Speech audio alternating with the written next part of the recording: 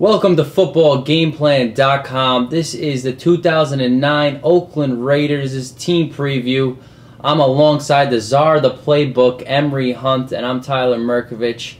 And the Raiders this year, they retain interim head coach and former offensive lines coach Tom Cable.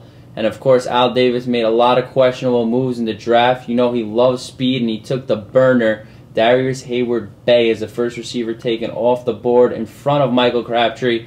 And then in another questionable move, they took Michael Mitchell, safety out of Ohio.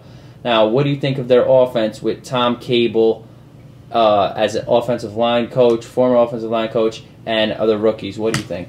I like the fact that I think the Raiders might be vastly improved this year. If you look at last season, they were 4 games away from 9-7. The running game catapulted to 10th in the league in rushing, so they were able to pound the rock. So I like the fact that they have the continuity of bringing back Tom Cable. The running game is going to improve. Jamarcus Russell is going to get better in his second full season of starting. The receiving core has to pick it up, but you do have the luxury of having a dynamite tight end in Zach Miller. He can catch the ball. He can get downfield. He's going to help out Jamarcus Russell. The question mark that I find on the offense are 2 question marks. Number one, the wide receivers.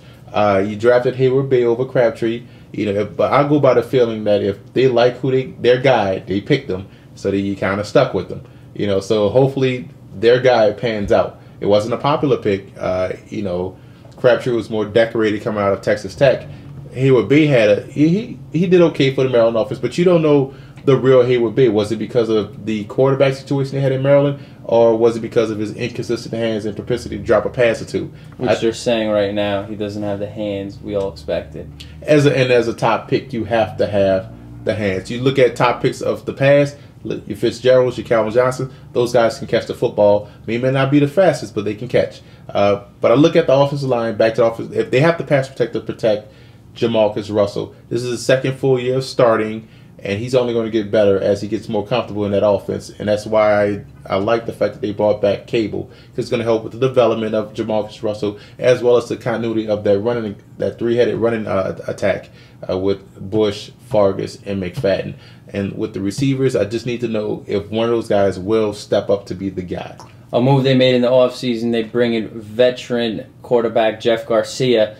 Now, Cable has pronounced that it's Russell's team. He will be the starter. Now, is this to push Russell, or is Garcia going to move in there as starting quarterback at some point in the season?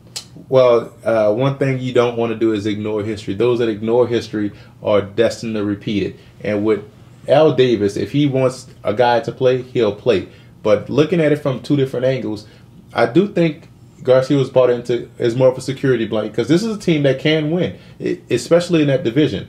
So if Jamarcus starts to slip and fall and stumble a little bit, I look for Garcia to come in and play. But it is Jamarcus Russell's team to lose. So it's his job to lose. But I think he's going to do okay as long as they continue to run the ball and allow Jamarcus Russell to be a quarterback that he is. Allow him to play. Just let him throw the ball down the field. You can open up the game a little bit more, and the running game will do that for him to play. But I do think Garcia is there as a reliable backup, as well as a guy that can come in and win you a game or two. One of the more consistent parts of the Raiders teams over the last couple of years have been their defense. And of course, it's led by shutdown corner Nnamdi Asamoah, who got a contract extension with the Raiders this offseason, and led by underrated linebacker Thomas Howard. What do you think the Raiders defense is going to look like this year? And I've been on the Raiders defense bandwagon for the past 3 years. It's just that last year they let me down. One thing this defense needs is more consistent pass rush. They only had 32 sacks last season, which is unacceptable. And if you look at the games last year, a lot of times the defense got tired late. They couldn't get off the field on 3rd down. Secondary with Nnamdi Asamoah is awesome. I love his in-your-face style. He's going to be great.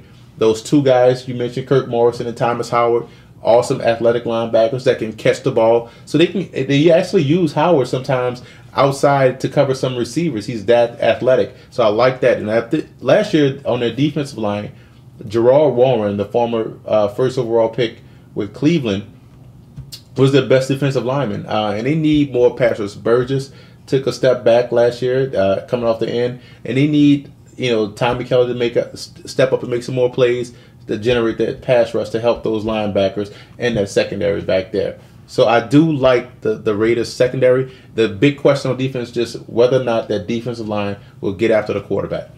Special teams. Johnny Lee Higgins made some spectacular returns last year. They bring in Darius Howard-Bay. He can make noise on returns.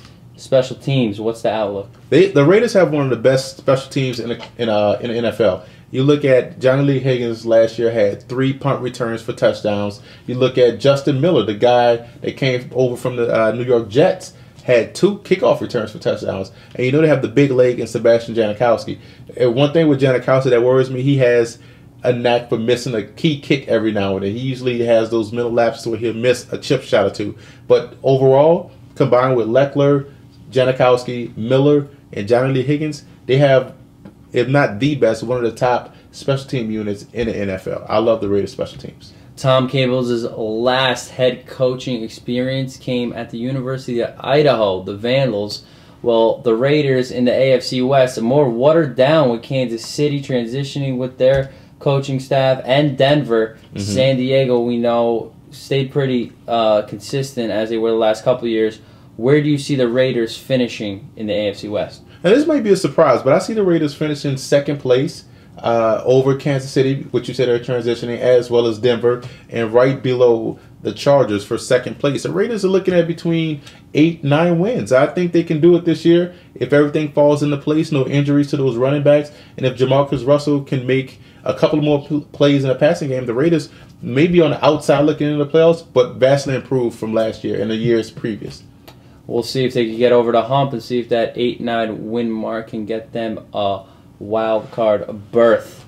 That's the czar of the playbook, Emery Hunt. I'm Tyler Merkovich. For more NFL team previews, visit footballgameplan.com/NFL.